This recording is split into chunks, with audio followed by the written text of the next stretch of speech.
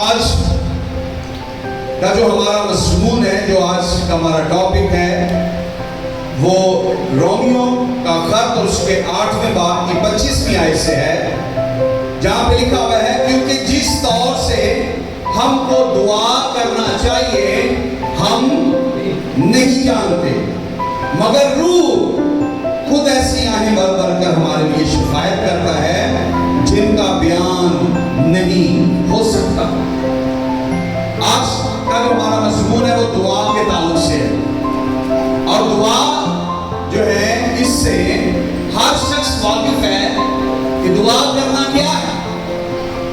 جب ہم دعا کے متعلق اس کے لغوی معنی دیکھتے ہیں تو دعا کا جو مطلب ہے وہ ہے مانگنا۔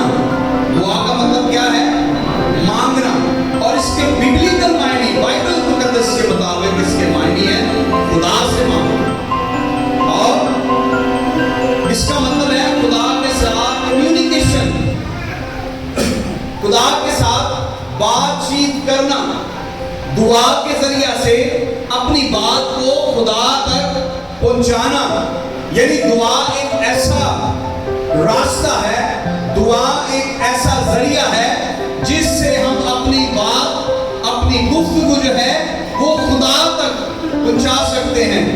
اور یہاں پر خدا کا بندہ فرماتا ہے کہ جس طور سے ہمیں دعا کرنی چاہیے، یا جس طریقے سے، جس طرح سے ہمیں دعا کرنی چاہیے، ہم اس کے بارے میں نہیں جانتے۔ تو آج ہم دعا کے تعلق سے سیکھیں گے، اور آج کا جو ہمارا مضمون ہے وہ ہے ہمیں کس طرح دعا کرنی چاہیے، ہمیں کس طریقے سے دعا کرنی چاہیے۔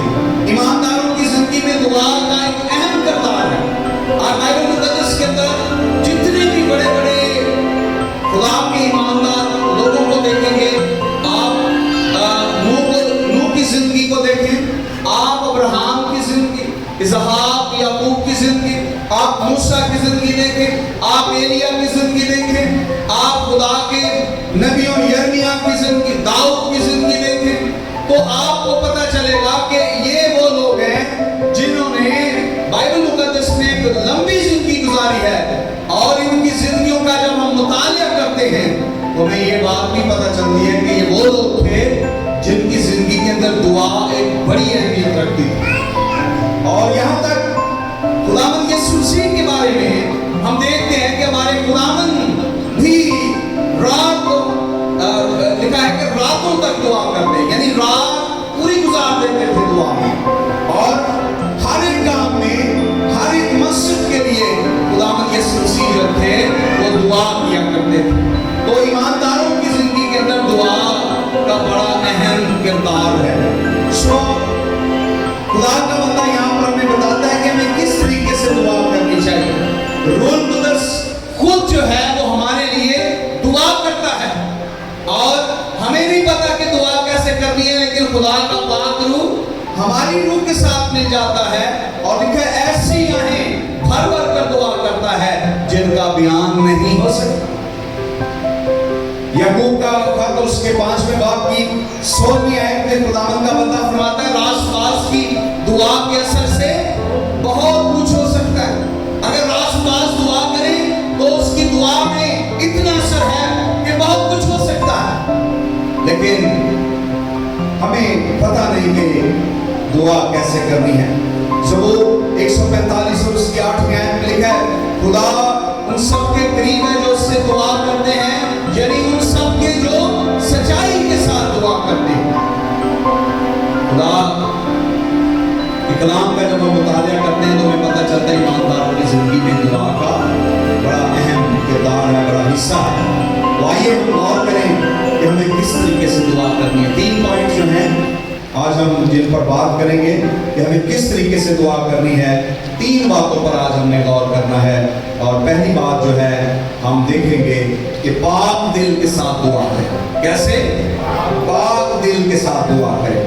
زبور 66 اور اس کی 18ویں آیت ذرا پڑھیں۔ اگر میں بدی کو اپنے دل میں رکھتا، ہاں جی، تو خداوند میری نہ سنتا۔ خداوند کبھی بھی میری دعا کو نہیں سنتا اگر میں گناہ یا بدی کو اپنے دل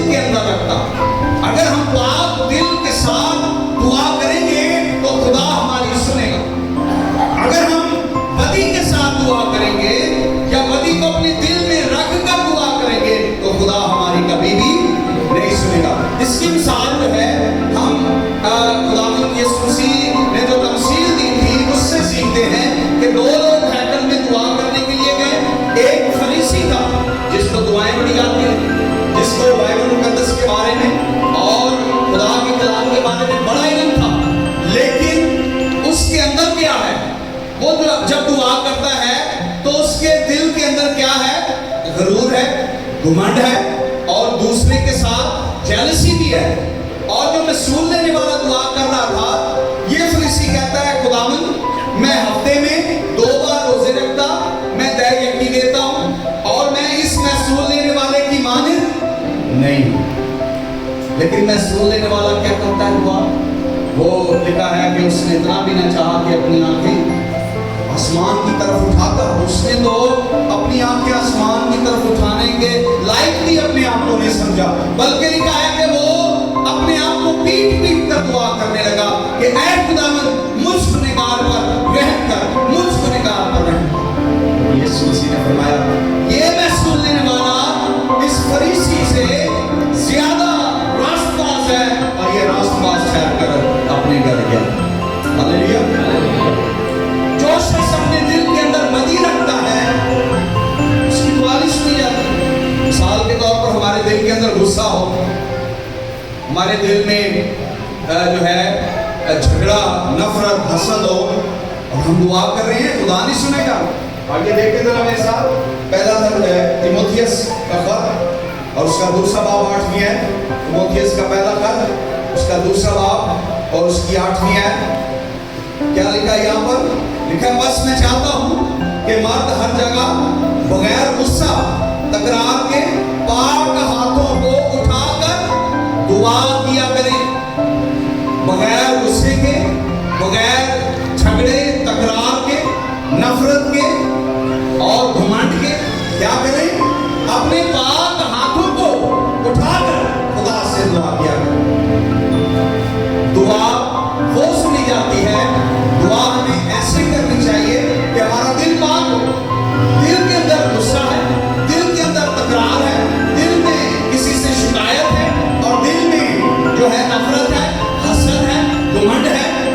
खुदा ऐसी दुआ को, जो ऐसा दिल लेकर आता है, उसकी दुआ को नहीं सुनता। पौलुस कहता है बस मर्दों को क्या चाहिए? हर जगह गुस्से के बगैर, तकरार के बगैर पाक हाथों को उठाएगा। अब पाक हाथों का मतलब समझते हैं आपके हाथ से कोई किसी को कोई नुकसान ना पहुंचा तो खुदा के कलाम में लिखा पाक हाथों के साथ, पाक दिल के साथ दुआ करनी चाहिए। और ज़बूर 66 और उसकी 18 में लिखा है अगर मेरे दिल में गुनाह होता तो खुदा मेरी ना सुनता।